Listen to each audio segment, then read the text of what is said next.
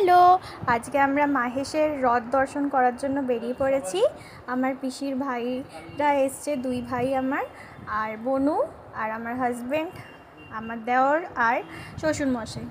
শাশুড়িমাকে অনেক করে বললাম যাওয়ার জন্য, উনি কিছুতেই গরমে বেরোতে চাইছেন না এত ভিড়ে।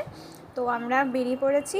তোমরা দেখতেই পাচ্ছ সামনে কত ভিড়, একদম রাস্তায় রাস্তায় দোকান বসে গেছে সাইডে সাইডে, আর মিষ্টি আর জল বিতরণ হচ্ছে।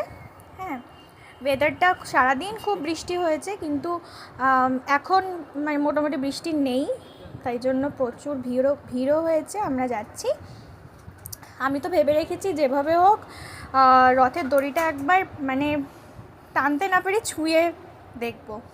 আমার শ্বশুরমশাই, দেখো তোমরা কত ভিড়, এখানে রথটা আসছে।